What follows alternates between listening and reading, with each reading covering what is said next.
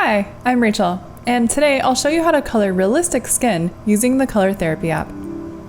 The steps in this tutorial can be applied to any skin tone or shade. After you have chosen a base skin tone, all you have to do is add in the shadows and highlights to make it look realistic. So, to find the image we're using today, under the Classic tab, click People, then you want to scroll down to Ethnic Beauty, and it's the first image. Let's start out by choosing our colors. So let's open up the color palette, click Shades, and then go under the Brown 2 palette. I'm going to choose my base color for the face, and I'm going to tap to fill that color. So that's going to be this color right here. It's a light palish brown color I'm going to use.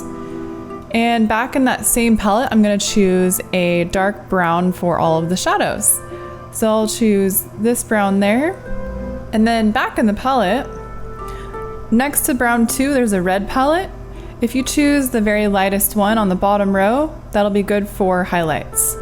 So we'll begin by just tapping to fill our base color first. So with that medium brown color, I'm just going to tap to fill. Okay, so now let's make sure that our pencil is set to advanced and open up the toolbox. What we want to do is set the opacity to 10%, and then we want to set the brush size to 25. In general, you'll have highlights on the bridge of the nose, the cheekbones, the chin, and the forehead. Let's begin with our darkest color, and what we're going to do is add shadows around the nose to make it look realistic. So going down from the edge of the eyebrow straight down, you're going to start adding a very light shadow. And you're going to do that on both sides. You can begin adding more and more pressure as you go.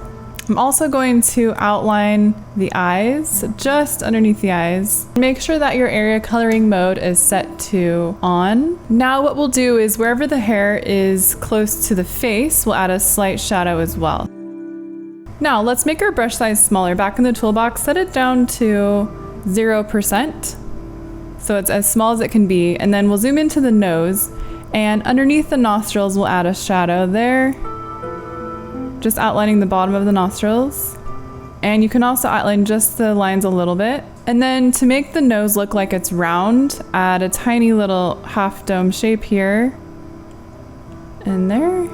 And then right below the nose, there's this little area between the lips that we're gonna add a shadow right there. Below the bottom lip, add a tiny shadow. To give the look of a chin, just draw a slight curve. At this point, I like to see how she's going to look with her other features filled in. So using the basic tap to fill mode, I'm going to fill in her eyebrows and her eyelids with that darker brown color, as well as her lips. And for her eyes, I'm going to choose a green color.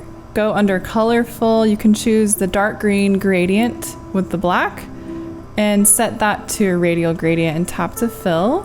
And for her pupils, you can fill them in black with just a basic black color. Under the basic palette, choose vibrant, and there's a pink between the orange and the bright pink that you can use. We'll use this for the cheeks to brighten them up, as well as the lips. So in the toolbox, set the brush size to 100%, so it's nice and big. And then you're just gonna very lightly add a little rosy pink cheeks. So she has a bit of color on both sides. Using the same color, add a little bit of that into the lips, very slightly. Select the lightest color we have. And the very middle of the nose, you're going to just lightly add your highlight. And like we said before, we want to add a highlight at the bridge of the nose. And then right below the eye, so the upper cheekbones will also get highlights. And I'm just going to use horizontal strokes.